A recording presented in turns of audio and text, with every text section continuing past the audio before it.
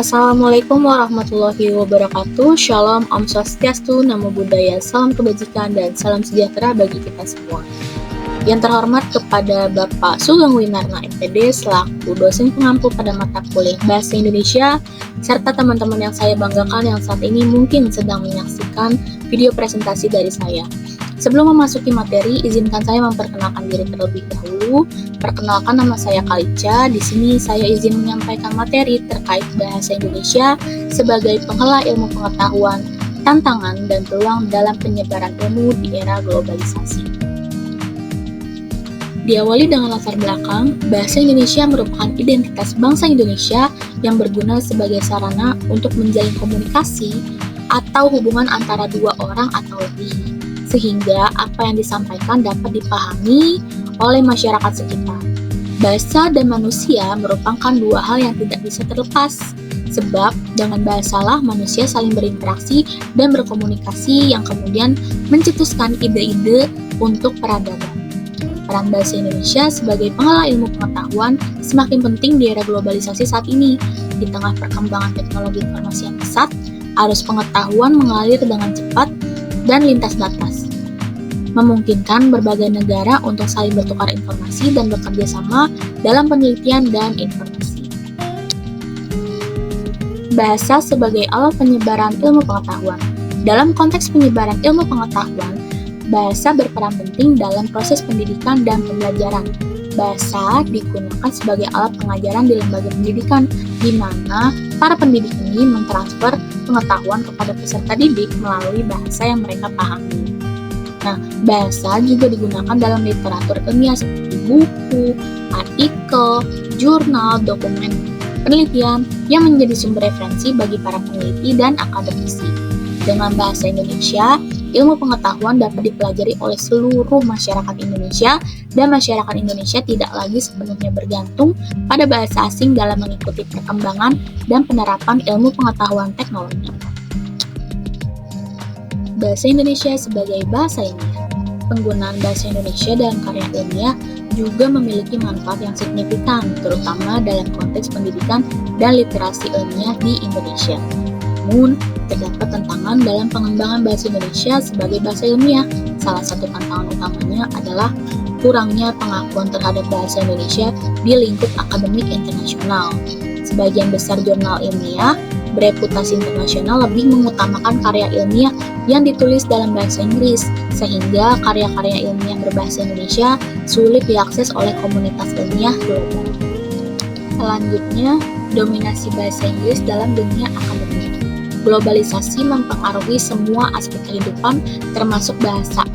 Bahasa yang semakin global dipakai oleh semua bangsa di dunia adalah bahasa Inggris, yang pemakainya lebih dari 1 miliar. Seperti yang dikutip dari Kompas Online, yang menjelaskan bahwa bahasa Inggris, walaupun pemakainya semakin besar sebagai bahasa kedua, masyarakat suatu negara akan semakin kuat juga mempertahankan bahasa ibunya.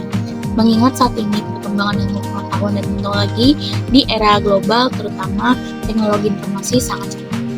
Faktor-faktor yang menyebabkan dominasi bahasa Inggris dalam dunia akademik meliputi kekuatan ekonomi dan politik negara-negara penutur asli bahasa Inggris, terutama Amerika Serikat dan Inggris. Selain itu, bahasa Inggris telah digunakan sebagai bahasa utama dalam pendidikan tinggi di berbagai negara, yang menyebabkan para akademisi dan peneliti di seluruh dunia lebih memilih untuk menulis dalam bahasa Inggris agar karya mereka dapat diakses oleh komunitas ilmiah internasional. Selanjutnya, tantangan bahasa Indonesia di dunia ilmiah global. Bahasa Indonesia menghadapi berbagai tantangan dalam upaya untuk menjadi bahasa ilmu pengetahuan yang diakui di tingkat internasional. Beberapa tantangan utama yang dihadapi antara lain, yang pertama, kurangnya akses ke jurnal internasional untuk publikasi berbahasa Indonesia.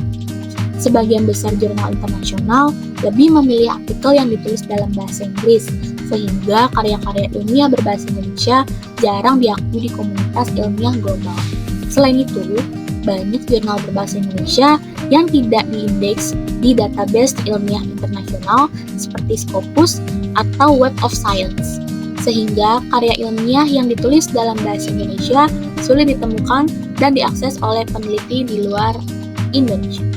Yang kedua, keterbatasan kemampuan bahasa Inggris di kalangan akademisi dan peneliti Indonesia. Banyak peneliti Indonesia yang mengalami kesulitan dalam menulis karya ilmiah dalam bahasa Inggris yang disebabkan oleh keterbatasan kemampuan bahasa. Hal ini menyebabkan banyak karya ilmiah dari Indonesia tidak berhasil dipublikasi di jurnal-jurnal bereputasi internasional. Selain itu, biaya yang dibutuhkan untuk menerjemahkan karya ilmiah ke dalam bahasa Inggris juga menjadi kendala bagi peneliti, terutama mereka yang bekerja di institusi dengan dana terbatas. Lalu tantangan yang terakhir adalah kurangnya kesadaran dan minat dalam menulis karya ilmiah berbahasa Indonesia. Banyak akademisi dan peneliti Indonesia yang lebih memilih untuk menulis karya ilmiah dalam bahasa Inggris agar karya mereka dapat diakui di tingkat internasional. Hal ini menyebabkan jumlah karya ilmiah yang ditulis dalam bahasa Indonesia relatif terbatas, sehingga literatur ilmiah berbahasa Indonesia tidak berkembang secara signifikan. Kalau tadi kita sudah membahas tantangan, sekarang kita akan membahas peluang pengembangan bahasa Indonesia sebagai bahasa ilmu pengetahuan. Nah, meskipun menghadapi berbagai tantangan, terdapat sejumlah peluang yang dapat dimanfaatkan untuk mengembangkan bahasa Indonesia sebagai bahasa ilmu pengetahuan. Beberapa peluang tersebut antara lain, peluang yang pertama yaitu pemanfaatan teknologi digital dan platform daring. Perkembangan teknologi digital memungkinkan bahasa Indonesia untuk lebih mudah diakses oleh komunitas ilmiah internasional. Platform daring seperti jurnal elektronik, konferensi virtual, dan repositori institusi dapat digunakan untuk mempublikasi karya ilmiah berbahasa Indonesia.